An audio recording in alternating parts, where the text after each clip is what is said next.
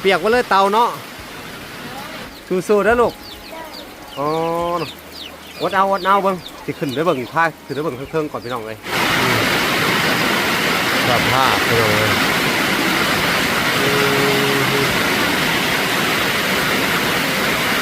เปียกหมดเลยนี่ขึ้นเพื่อนอันนี้เพื่อนครัวเนาะครัวเลยนี่บ่มีประตูเลยนี่บ่มีแนวมุมเลยบ่ทำครัว โอ้ ลำบากที่สุดเลยเนาะโอ้นี่ขึ้นไปโป๊ะประชันเนาะนี่พี่น้องเลยโทษน้องศรีประจันสู้ๆเด้ออันนี้ก็อีก2-3 มื้อหรือว่า3-4 มื้อพวกเราจะได้ออกเนาะถ้าเฮาอัดปุ๊บแล้วเฮาก็ต้องดูแลยันผิวเนาะในช่วงที่สบายดีพ่อพี่น้องฝั่งลาวและสวัสดีพ่อพี่น้องฝั่งไทยและก็ต่างประเทศนำเด้อสำหรับคลิปนี้บ่าวพรก็ได้เดินทางมาหาเอื้อยที่เพิ่นมีลูก5 คนอะไรเนาะพี่น้องซึ่งมาสำหรับคลิปนี้ก็ถือว่ามีข่าวดีอยู่เนาะพี่น้องเพราะว่ามีทางผู้ใหญ่ใจดีอยู่ทางฝั่งไทยเนาะนั่นก็คือป้าอ่อนทองซื่นเนาะพี่น้องซึ่งป้าอ่อนนะเพิ่นได้ฝากเงินมาซึ่งเพิ่นฝากเงินมา 1,000 บาทเนาะพี่น้องบ่าวพรก็ได้ซื้อเบิด 1,000 บาทเลยแล้วก็มี FC อีกท่านนึงเนาะพี่น้อง FC ท่านนี้เพิ่นก็เป็นคนฝั่งไทยเนาะซึ่งเพิ่นก็ฝากเงินมาให้ทางครอบครัวอันลูก5นี่ก็300 บาทเนาะพี่น้อง300 บาทก็เป็นเงินลาวก็190หน่อยๆนี่แหละเนาะพี่น้องพรก็จะมอบให้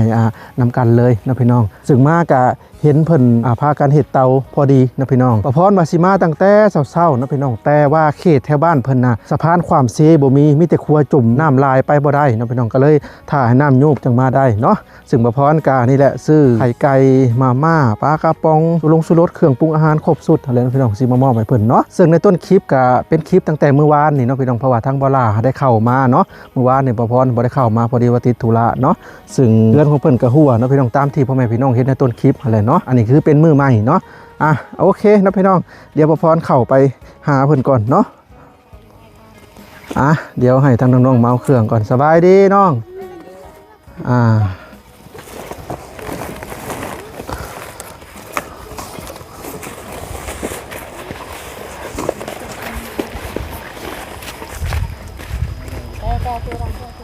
สบายดีอ้ายเนาะซึ่งมาบัดนี้ก็เห็นทางผัวเพิ่นเนาะพี่น้องมื้อนั้นน่ะผัวเพิ่นหลายๆคนก็ถามเนาะว่าผัวเพิ่นไปไสบ่พรก็คือผัวเพิ่นน่ะไปตัดฟืนลงเตานี่แหละเนาะโดยไอ้โดยอีกคนนึงไปทางใดเอื้อยคนนึงไปหาดอกไม้อ้ายไปหาดอกไม้โดยมื้อนี้ก็เฮ็ดเตาคือเก่าเนาะโดยอ้ายมื้อนี้น่ะค่อยได้ซื้อเครื่องคองอันนี้มาให้เด้อขอบใจหลายๆด้วยอ้ายอันนี้น่ะเป็นเครื่องคองทางป้าอ่อนทองซื่นเพิ่นเป็นคนฝั่งไทยเด้อโดยเพิ่นฝากเงินมาน่ะ 1,000 บาทได้ซื้ออันนี้ให้จนเบิด 1,000 บาทเนาะเพราะ 1,000 บาทนี่สิหักค่าธรรมเนียมนี่ประมาณ30 บาทขอบคุณป้าอ่อนเด้อนี่เด้อที่ฝากให้ครอบครัวแม่ศรีประจันละน้องศรีประจันละน้องซุยลูกข่อยบ่รวมหมดนั่น5 คนรวมหมดทั้งพ่อทั้งแม่7 คนน่ะเอ้ย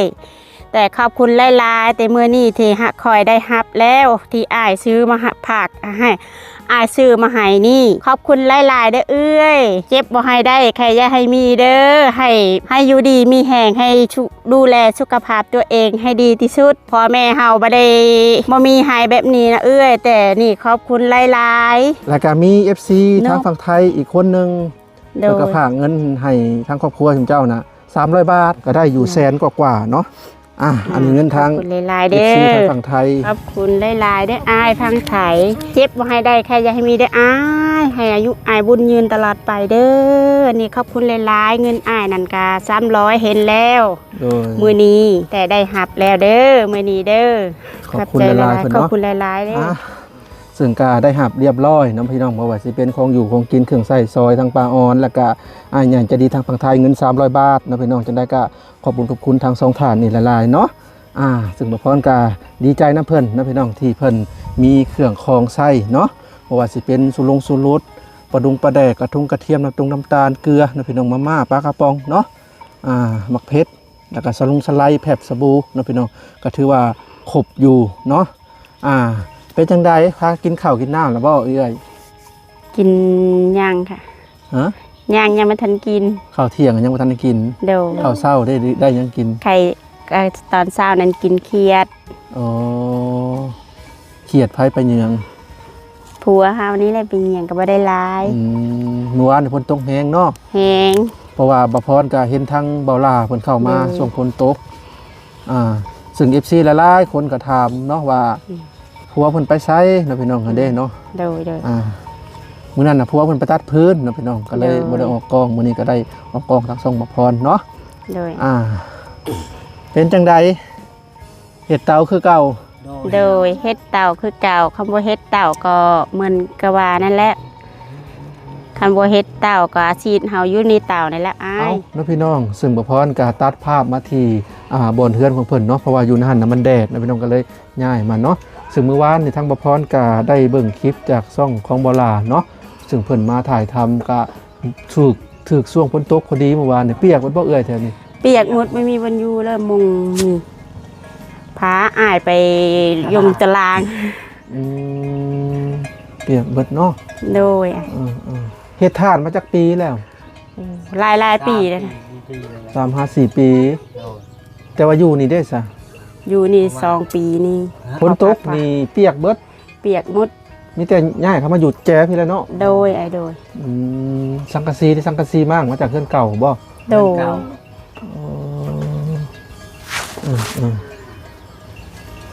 เมื่อวานนี่ก็ได้เบิ่งอยู่คลิปไปทางหัวจากเนาะ โดย พักกันนอนแบบได้ลูก5 คน ก็นอนไปเรียนเยอะแถวแบบนี้แหละไอ้นี่6 พอกับมันถี่ก็นอนเยอะไกลมันได้มันถี่ก็แบบว่ามันหอนเวลาอากาศมันหอนก็พอเขาก็ขึ้นไปนอนอยู่ทางบนของบนก็ทางเหนืออยู่พี่ค่ะนะ โอ้พอมันน้อยโพดเนาะ โดย 5-6 คน 7 คนนอน 7 คน เลี้ยงกัน มุ่งมิ่งก็บ่ได้มีบ่ บ่มุงก็มุงเก่า มุ่งขาด มุงขาด ผ้าห่มผ้าเห็มก็ตามที่เห็นนี่เนาะ โดย เนาะก็คือมามื้อนี้ก็นี่แหละนะพี่น้องได้บรรเทาทุกข์เบื้องต้นก่อนเนาะ โดย ก็แล้วก็ทั้งบ่ล่าเพิ่นเข้ามาเพิ่นก็สิรู้สึกว่าเพิ่นมีงบอยู่ประมาณ1,000นี่แหละ1,000 บาทนะพี่น้องเพิ่นก็ว่าจะซื้อ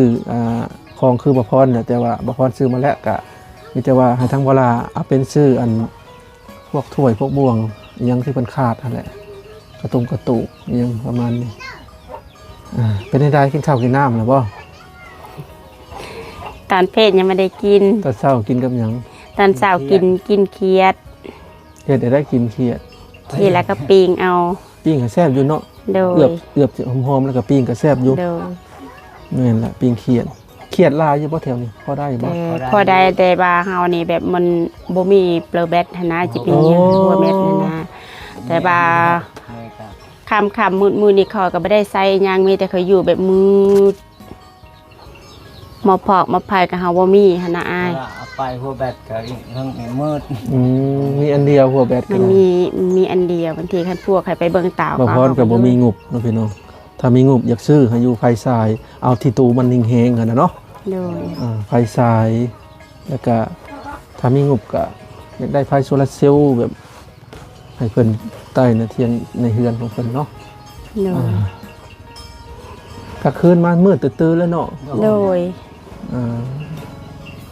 น้องสีประจันคนนี่เนาะ โดย จักปีแหละ 10 ปี 11 11 ปี ปีจือแต่น้องพิพน้องสีประจันนี่แหละ มี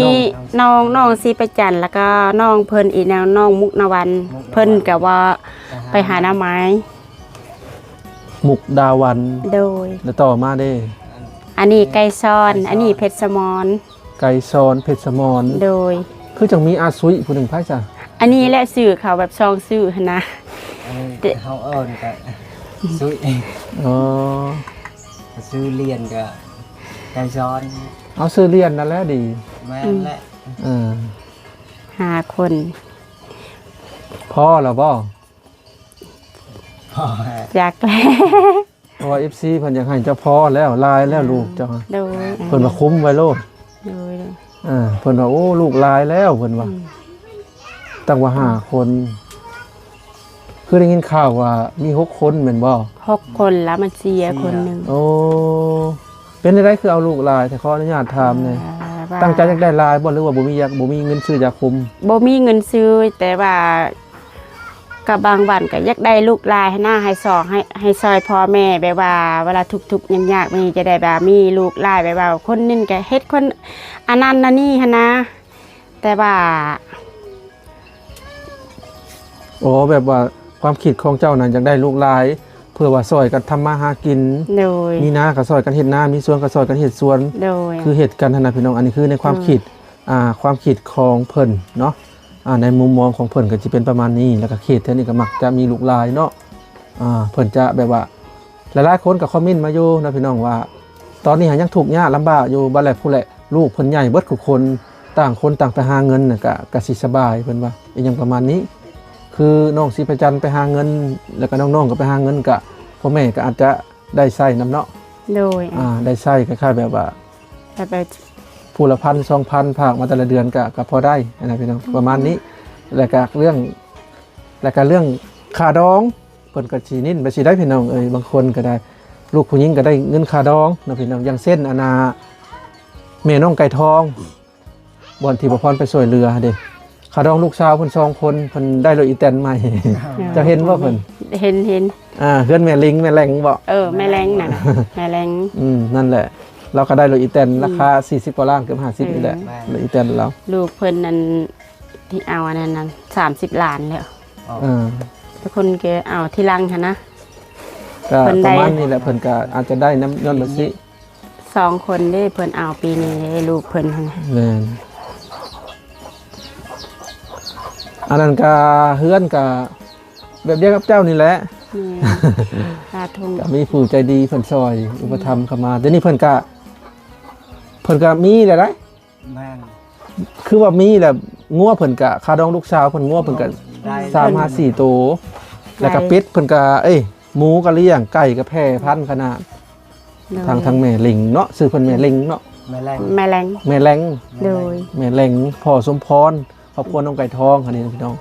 แต่เมื่อวันก่อนเพิ่นก็เอาไก่ให้มาพรตัวหนึงไปต้มกินเนาะไก่เพิ่นหลายนะพี่น้องถือว่าจากที่เห็นเคยซอยมากับครอบครัวเพิ่นนั่นแหละที่แบบว่าอันมีการต่อยอดก็คือว่าแล้วเพิ่นเป็นครอบครัวนะพี่น้องบางครอบครัวเพิ่นก็อันบางเคสเพิ่นก็บ่มีพ่อแม่อย่างเช่นน้องลินดาจังซี่นะเนาะ โดยนางดินดานั้นพ่อแม่เขาก็เสียหมด แล้วก็ยังแต่เด็กน้อยอันนั้นก็ โดย ก็เฮ็ดหยังก็บ่ปานได้แล้วเนาะบ่มีพ่อแม่ก็คือว่าแล้ว อยู่นำ ไก่เจ้าจักโตซะเอื้อย ไก่ก็หลายๆโต ฮอดบ่หา6โต กว่า 10กว่าโตพุ่น ประมาณ แต่ค่อยขายแบบเมื่อเช้านี่ก็เมื่อให้ลุงอยู่บ้านใหญ่หัน2โต 2 โต แบบว่าเพิ่นคอล่ะเพิ่นให้ข้าวหั่นนะแบบว่าเฮาแบบบ่มีข้าวกินข้าวก็คิดอีต้นเฮาแบบว่าเฮาให้เพิ่นไก่ละเพิ่นก็จะให้ค่อยเขาแบบนั้นนะอ้ายแบบสมาแลกกันก็แม่นเขาว่าเนาะแต่ว่าเดี๋ยวนี้ก็เดี๋ยวจะจับให้อ้าย2คนเลยจะให้ตัวหนึงให้มากินหั่นนะ โอ้โอ้ จับไปแล้ว จับมาแล้ว จับแต่เช้านี้ว่าโอ้บ่เห็นพวกอ้ายหมาเด้ ค่าน้ำนะ หยัดคาน้ำเห็นลูกเคยว่าจากไอซิมาจากบอได้น้ำเซมันหลาย ลายอันนี้หาคอยเว้นมาคอยเว้นบุป่าบุดงมานี่ โดย ถ้าว่าน้ำถ้าว่าพ้นตกนักก็ไปบ่ได้ทางเว้นก็ได้ ไปบ่ได้ เตือน น้ำแบบอันนั้นห้วยอันนั้นห้วยยังวะผมมีห้วยว่าทางอันนั้น นี่โห มีความห่วยของความห่วย ถ้าพ้นตกนักก็คือเก่า โดยอยู่นี่ก็บ่ได้ไปใส่ก็บ่ค่อยฮู้จักห้วยจะคอยก็มีแต่คันว่าเฮ็ดเวียกก็มีแต่เฮ็ดเตานั่นแหละบ่ได้ไปใช้ เพราะว่ารถคนที่มาอันส่งสการอันอยู่ในบ้านนี่ก็จอดเต็มตึ้งความเซบ่ได้พวกรถกระบงกระบะนะ อืม ยากถ้ามีสะพานความบนหันคือโอเคเลย อันนี้ควรจมมานะพี่น้อง ว่า นะ เขาไปเฮ็ดสะพานเมืองเขาเฮ็ดหัวจมแบบบ้านลมถ่ายน่ะก็ยังดีเนาะ อันนี้ควรจมมันอย่างน้อยพูดมันระบายเพียงทัน เนาะตอนเที่ยงนี่ผมไม่ยังกินบ่เอ่ย โดย เขียดเบิดแล้ว เกียดหมดแต่เช้านี้ นี่เด้นี่ปลากระป๋องคือสิบ่ได้กินต่างหึงเลยเนาะ โดย กับไข่กับมาม่านี่เนาะ โดย อ่าซึ่งก็เป็นครั้งที่2นะพี่น้องที่ทางบ่พรอันเข้ามาหาเพิ่นก็สิมีครั้งต่อๆไปอยู่นะพี่น้องต่อไปก็อันมีทางอันอย่างจะดีอยู่ทางต่างประเทศเนาะเพิ่นก็ว่าอยากซื้อข้าวสารมาให้นะพี่น้องกับมื้อหน้ามื้อไหนเพิ่นแหละสิซื้อข้าวสารมาให้เพิ่นนอกจากข้าวสารแล้วก็สิ่งที่เจ้าอยากได้เป็นพิเศษคืออีหยังครอบครัวของเจ้า อยากได้ที่พิเศษ แบบว่าแนวขังอันนี้บ่ขัง ข้างเฮือนนี่เขาเคยปุญญานเที่ยวนอมา ผ่าบัตรบ่ พอบัดหมวยอีแทบ หรือว่าผ่ากระตาผ่ากระตาด พากระตา ผ่ากระตาดก็สำคัญเนาะ โดย อืม พาบัดนี่มันบ่ค่อยนานเนาะเวลาฝนมันลมแล้วอ่ะมันจะขาดไป สมมุติเราได้ผ่ากระตาดนี่เจ้าสิขังทั้งใดแน่ ข้างเมืองนี้เมืองนี้ เวลาลมมาเอาพระไปเบื้อง ขังแต่วันนี้อันนี้เอาไว้ค่อยว่าเอาไว้เย็นนี่ขังแต่โซนนี้คนนี้ตัวนี้ก็ลื้อออกบ่ หรืออ้อคันใดหมด ได้ผ่ากระตาด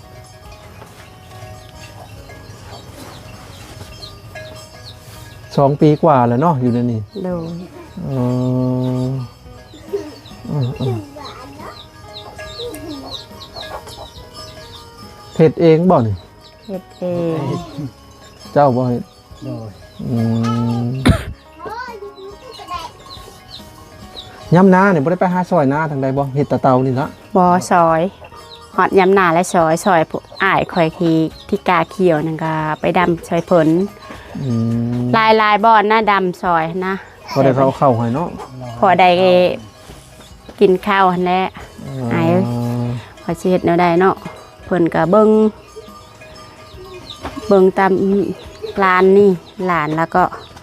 ทองพังแม่น้ำนี่นะ เข้าโรงเรียนจักคนแล้วเอ้ย